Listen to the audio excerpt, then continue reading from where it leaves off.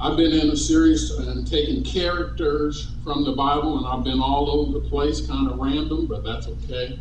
I'm going to pull it and sew it all together for you. Last week I talked about Mary Magdalene. I'm going to talk about her a little bit again today. But today my main focus is going to be on the sons of thunder, who are James and John. And so I'm going to be talking to them, and I just have a ton of scriptures. I really put our media people to work today. But is it okay if we stick close to the Bible and what we're saying in our message? Say amen. Amen. So that's what we'll do. So this message I have for today is called Rolling with Jesus. Everybody say, rolling with Jesus. Rolling. Is there anybody out there who wants to roll with Jesus? You want to roll where Jesus goes and what Jesus does. You want him in the driver's seat and you want to roll with Jesus. So let's talk about today what it's like and what it was like back then and maybe what it's not like now to roll with Jesus. My main text comes from Mark chapter 1, verses 16 through 20, which says this.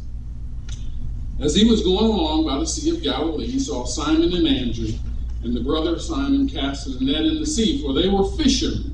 And Jesus said to them, follow me and I will make you become fishers of men. Immediately they left their nets and followed him. Going on a little further, he saw James, the son of Zebedee, and John his brother, who were also in the boat mending the nets. Immediately he called to them, and they left their father Zebedee in the boat with the hired hands, or the hired servants, and they went away to follow him. Heavenly Father, God, we just pray, Lord, that when you call us, God, we would immediately have a response, and we would drop what we're doing, and we will come and follow you. For you want to change us from who we are because you have a purpose, and we're always seem to be under development. So we praise your name, God. It's in your name we pray. Amen. So the first thing I want to talk about is change, purpose, and development. Everybody say change, purpose, and development. Change, purpose, and development are my three main themes this morning. So number one in your notes, let me give you the answer. Our whole life will be changed by following Jesus if we are obedient. See, when it comes to rolling with Jesus, we have to actually come when he calls. And may I tell you this morning that God is always calling you. The word is pursue. God is always 100%, 24/7, 365 days a year. He is pursuing you and he is pursuing me. Because he desires, no matter who we are, no matter where we are, he desires a closer relationship with him. So he pursues us and he pursues us and he pursues us. And we see here that James and John dropped what they were doing, and when they came to see what Jesus wanted. Well, that's kind of curious, isn't it?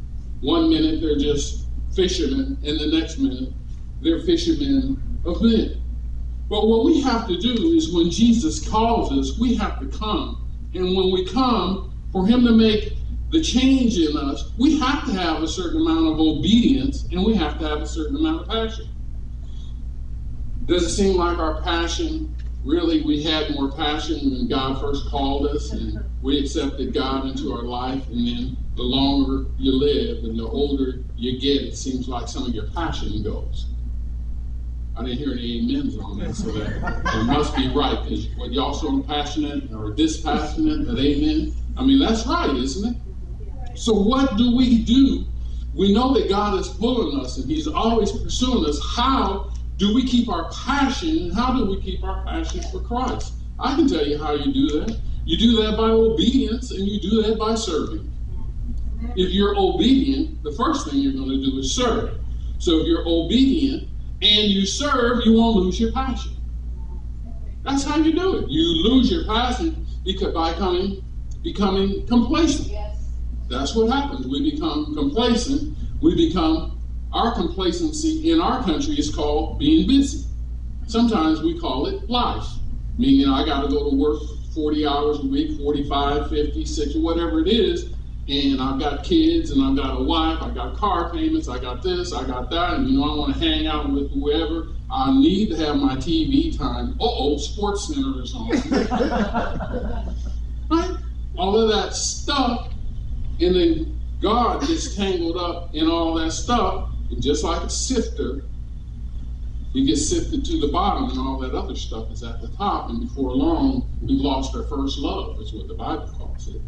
And we have to have a passion for Christ. Number 2 in your notes, following Jesus will change not only you, but your whole family. Jesus will change you and your whole family if you sell out to him. There is no possible way for you to come to Christ and accept Jesus, and you're obedient and you have passion, and everybody in your inner circle not be affected by it. That's not the way Jesus rolled. When we sell out to Jesus 100%, he changes everything in its path, first of all, with your family. That's what's going to happen. We see that here, and I'm going to prove that to you with James. Because James is like Mary, right? Last week I talked about Mary, and I told you there's so many Marys in the Bible, you have to identify which one it is. So there's so many Jameses in the Bible that we have to identify who it is. So this one right here is the sons of thunder, which I'm going to talk about, and the son of Zebedee, but sometimes he's called James the Greater. You guys ever heard that? James the Greater and not James the Lesser.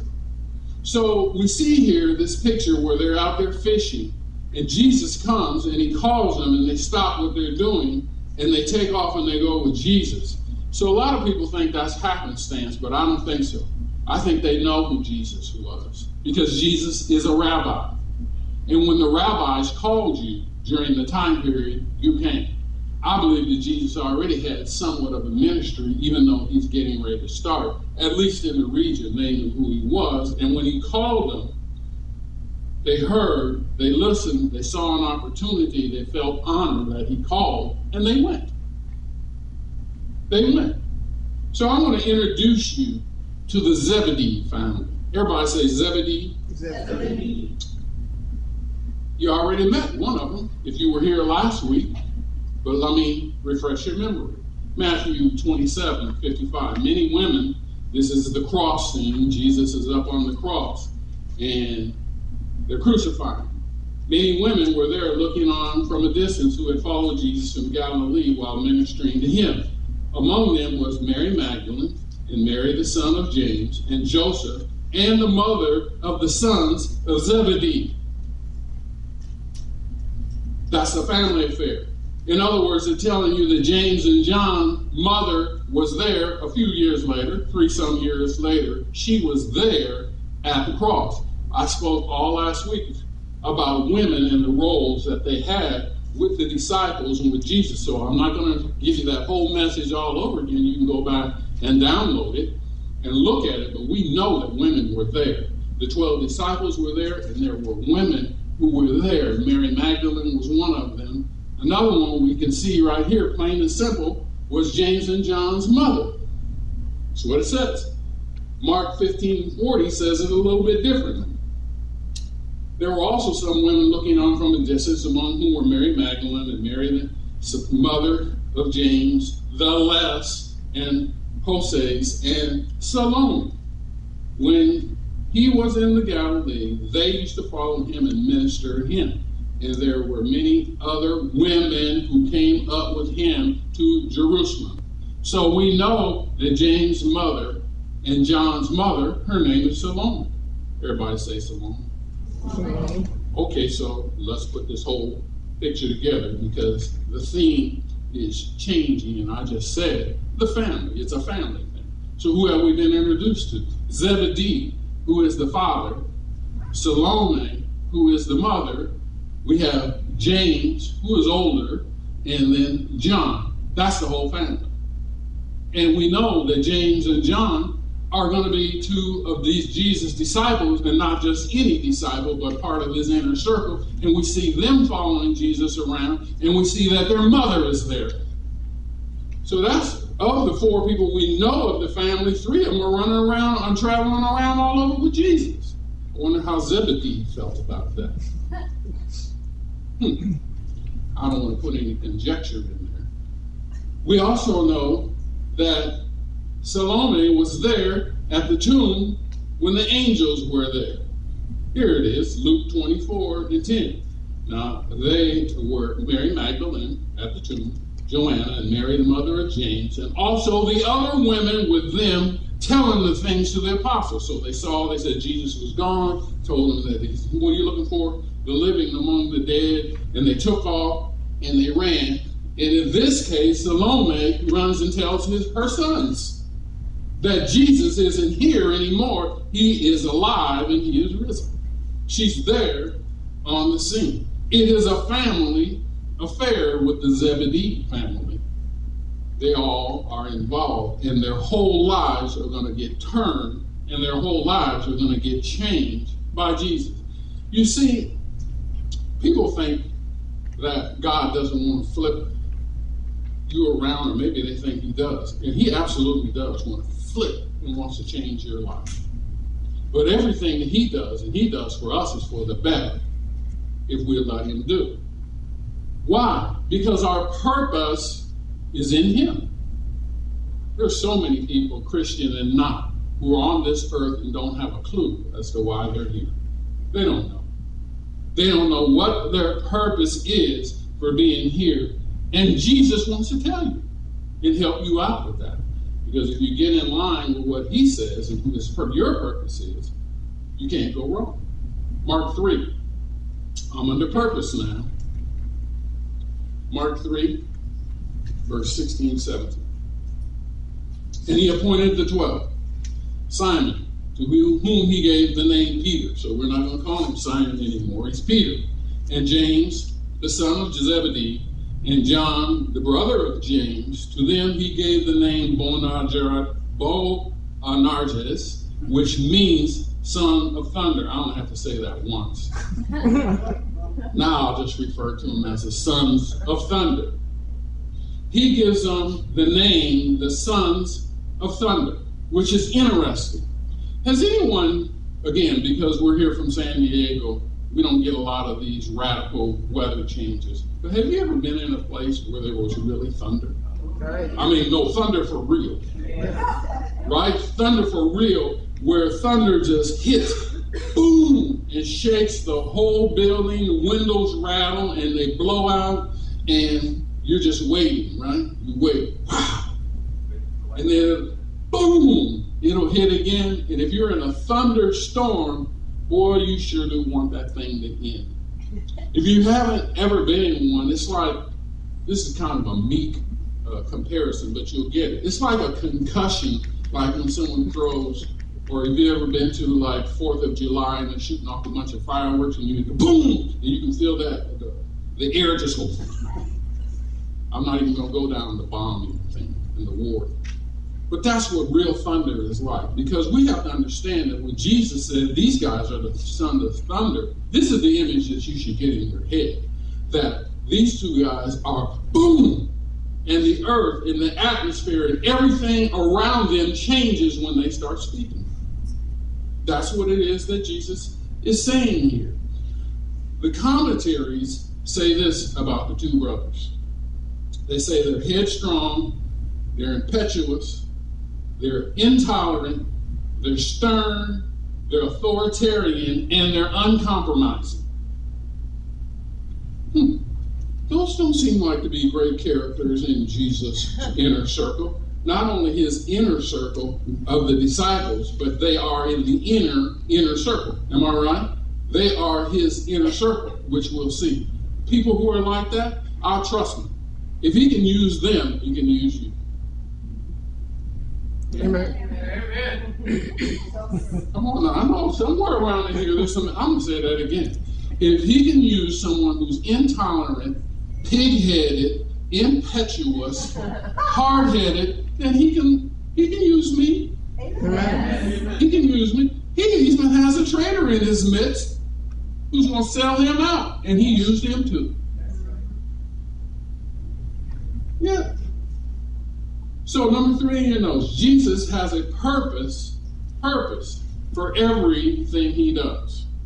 He has a purpose for everything he does. He called them the sons of thunder. They don't even know what it means necessarily when he said it. We have the benefit because we're outside of that historical time to look back in it, and we can see some of the behaviors of why he called them that, but they don't know at the time he says it. It's because Jesus knows our human heart. He knows it. We can fool the ones who are closest to us. We can fool our spouses. We can fool our best friend. We can fool the pastor. You can fool the church, but you cannot fool Jesus. Jesus knows your past. Jesus knows your present. And he knows what your future is and what your future should be. That's why we want to trust in him. He knows what's in your very heart. He knows what's in your thinking. He knows what's in your thought processes. You cannot hide anything from Jesus. Here it is. John 2:24. It says, but Jesus on his part was not entrusting himself to them, for he knew all men. And because he did not need anyone to testify concerning man, for he himself knew what was in man. Jesus doesn't need, because people are always talking about you. Sometimes they're saying good things about you. Jesus isn't listening to that. Jesus isn't listening to what people are saying about you. He knows you. That's right. So why should he listen to that? Not only does he know you, but he has a purpose for you. Amen. He's the only one who knows everything, the past, the present. You're going to get forgiven for your past if you ask for it. You're going to get forgiven for your present if you ask for it, and let him help you with your purpose and your guiding off into your future. That's what he's asking us. This thing that he's talking about here, this thunder. Let me give you an example of what it's like. Back when Moses, right, and children, and he's leading them out, but he had to teach Pharaoh a lesson first. Here it is, Exodus 9:23. Moses stretched out a staff toward the sky, and the Lord sent thunder, everybody say thunder, and hail and fire rained down to the earth, and the Lord rained hail on the land of Egypt. You think that was a soft affair? When he said this thunder is the same thunder that he called them, if you look at the text and you look at it in the original language, it's the same word. What do you think happened in this scene? The Lord, boom! Who ever heard of hail coming in a thunderstorm anyway? I heard of hail coming in a rainstorm and coming in maybe a snowstorm. Anyone from the Midwest or from back east somewhere in here? You know a little something about that? Well, who ever heard of thunder coming with hail? Boom! That's what it was he did. Psalm 29:3. It says, the voice of the Lord is upon the waters, and the God of the glory of thunders, the Lord is over many waters. That's the same thing. When God created the earth, he did speak it, but he boomed it. Let me move on. So now we got these two, the sons of thunder, James and John. They're rolling with Jesus. Everybody say rolling with Jesus? Rolling with Jesus. Rolling with Jesus. So when they're rolling with Jesus, Jesus feeds 5,000 people. You all know the story. Amen. And he feeds 5,000 people. James and John are there. Pretty soon after he feeds the 5,000 people, if you ever go to Israel, you can go and see the place where he fed the 5,000. He sits right down there below the Sea of Galilee, and he's on the mountain, and he feeds the 5,000. After that, Jesus goes to what we call the Mount of Transfiguration. But he doesn't want to go up there alone, so he takes his boys with him. And who is his boys? Peter, James, and John. He takes them with him to pray. What do? What we do. They went to sleep. Right? So they're supposed to be up there praying with Jesus, and they're up there nodding. But they wake up for the good part. It's like watching a movie, and you're nodding through especially if it's a chick flick. Just talking about us guys, just trying to keep it real. But they wake up. They wake up for the good part. Because when they wake up and they look, they see Jesus, and he's talking to Moses, and he's talking to Elijah. Now, how do they know it's Moses and Elijah if Jesus isn't calling them by their names? Oh, he's calling them by their names. So they see that, which blows their mind, and then they actually get to hear the very voice of God, which booms out and speaks out and says, hey, this is my son. Whatever he's telling you all, listen to it. They come down off of the mountain. Okay? Now, they're getting ready. The next scene is they're getting ready to go into Jerusalem. Now, before they go into Jerusalem, they got to pass through Samaria. The Samaritans and the Jews don't get along. You all know the story of the Samaritan woman and all that. Jesus doesn't care about that. So Jesus needs a place to stay, so he sends his disciples ahead to get a room. You know, you can't do like we do and go on hotels.com and try to find something. So he sent his disciples ahead, said, go down there in Samaria and get us a room. Well, they go down there to do that, and it wasn't that they didn't have a room, they just didn't want to give it to the Jew. You all following me? Mm-hmm. So they went. You guys have a room in the inn? Yeah, we have a room. Well, who's it for? It's for Jesus and his disciples. Oh, they're Jews, so we actually have room, but we don't have a room for you, is pretty much the message that they gave. So they go back, they tell Jesus that. Here's James and here's John. When they hear that message, we don't have a room for you because you're Jews. This is what they said. Luke chapter 9, 54. When his disciples, James and John, saw this, when they heard that news, they said, hey, Lord, do you want us to command fire to come down from heaven and consume them? Oh, that's pretty rough, don't you think? Not, let's go protest around the inn with protest sign. No, do you notice that they said, Jesus, why don't you call fire down from heaven? Who'd they say was going to do it? Look at it, leave that scripture up there. Do you want us to do it? Now, what is that? That tells me something. That tells me they had that mountain experience with Jesus, and they came back with some power, and they came back with enough power to even think that if they called on God, he would send down fire on them. Do you all have that kind of faith? They were in power.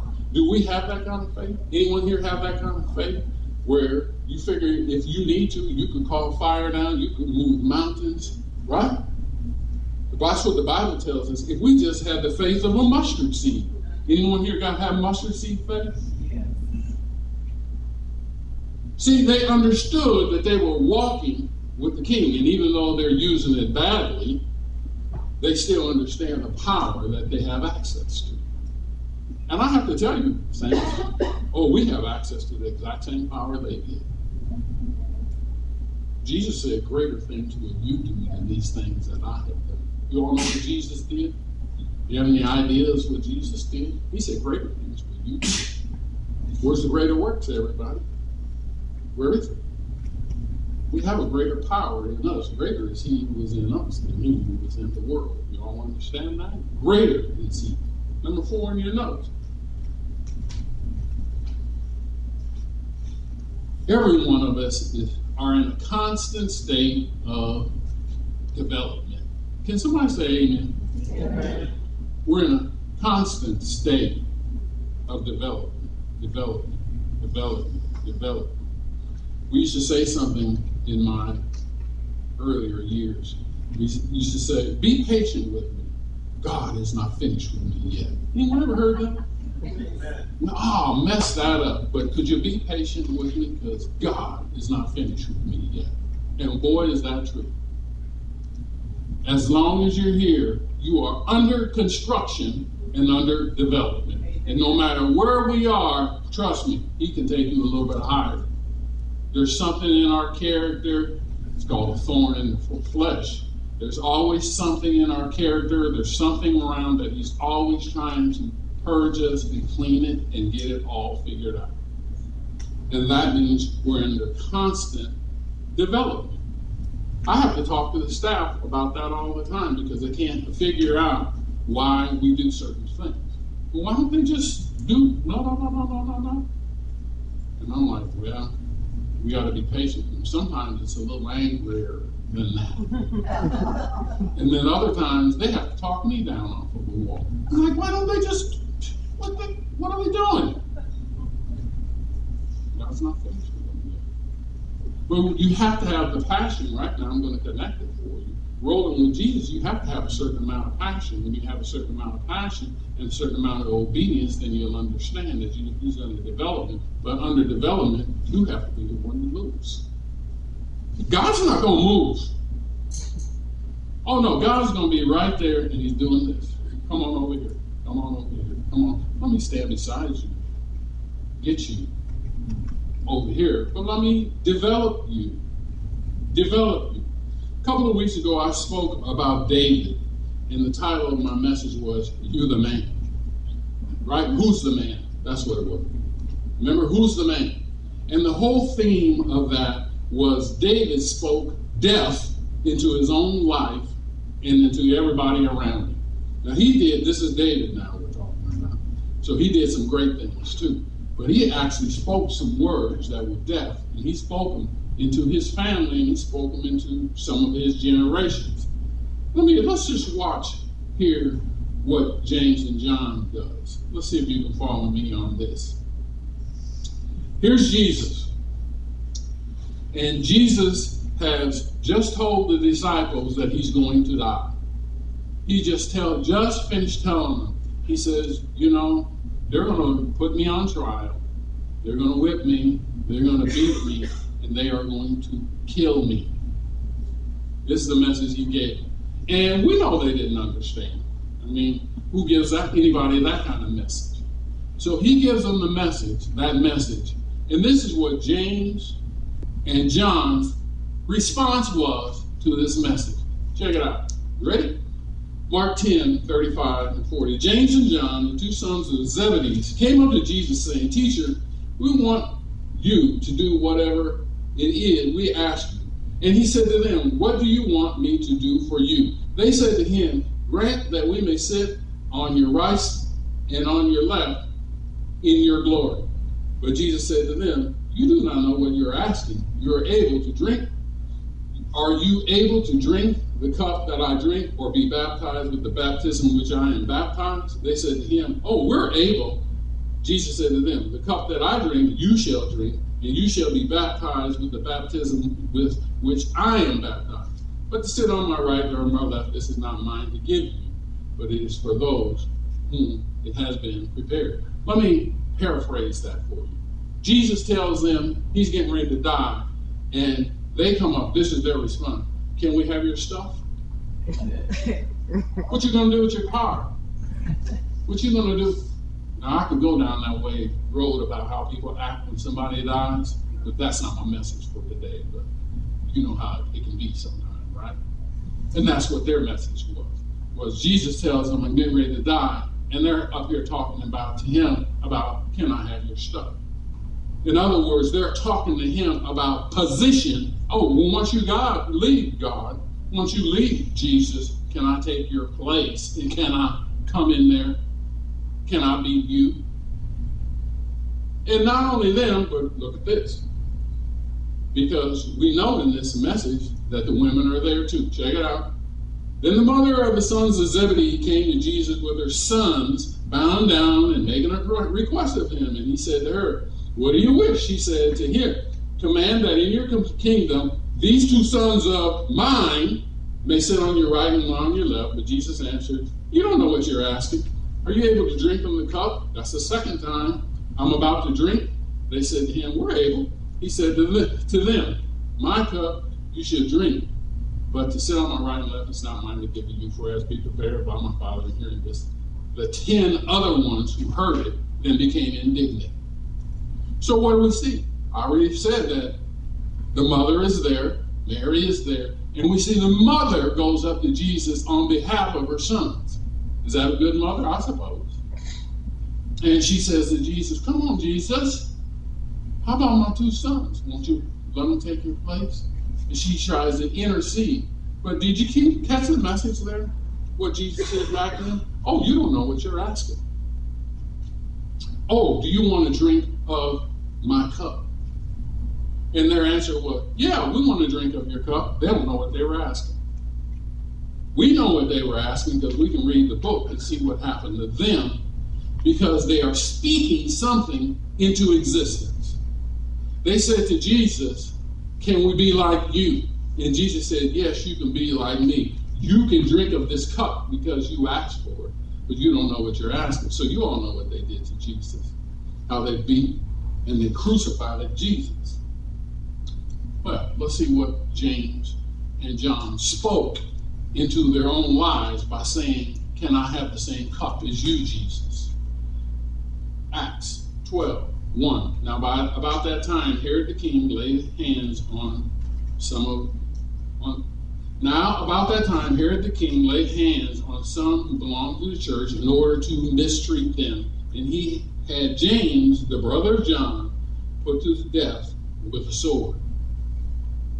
Oh, James, you want to be like me? You want to carry this gospel and be like what James was doing? He was carrying the gospel and the message of Jesus Christ, but he also was carrying the cup of Jesus because he asked for it. And guess what? James is the first disciple to be martyred because Herod Agrippa the first chopped his head off. Oh, when he was asking Jesus, I'm sure back earlier, he didn't know that was going to happen. He just thought there was some glamour in the position. Listen, I have to tell you, being a Christian is not all that easy. There are times when it can get rough out there. Now, even though in our country we're not so much under threat of some of the stuff that just happened to James, but you know and I know, oh, it's happening that way. Or we're not over in Iraq and Iran and Syria and in some of those places trying to carry the gospel of Jesus Christ, but somebody is, and you see them every now and then on YouTube or whatever, and they're getting the same thing that James got. Oh, to be an American and live in America.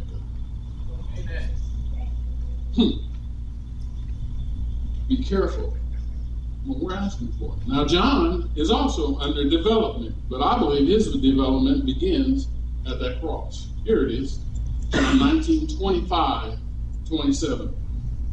But standing by the cross of Jesus was his mother, his sister, Mary, the wife of Cleopas, and Mary Magdalene. When Jesus then saw his mother and the disciple whom he loved standing nearby, the disciple whom he loved, his name is John. Standing nearby, he said to his mother, woman, behold your son. And then he said to the disciple who he loved, John, behold your mother. From that hour, the disciple took her into his own household. See, this development, John, from this impetuous, hard-headed person changed right there at the cross. Because Jesus, hanging from that cross through that beating, through whatever he could see, saw his beloved disciple sitting down and said, here's my mother over here watching all of this mess you're doing to me. You take care of it. And I believe that's when John changed. And from whatever he was before, he began to change as a person because of the cross. And you too can make the changes at the foot of the cross. That's where the change is going to happen. We know from Bible reading and Bible studying that John did what Jesus said. He took Jesus' mother, whose name is Mary, and they say, if you read about it, that he took care of her until the day she died. And then after she died, then he took off on his missions to Ephesus and all the other things. But what Jesus told him to do from the cross changed his heart and changed him from who he was to something new. Number 5, like the sons of thunder, our development does begin at the cross.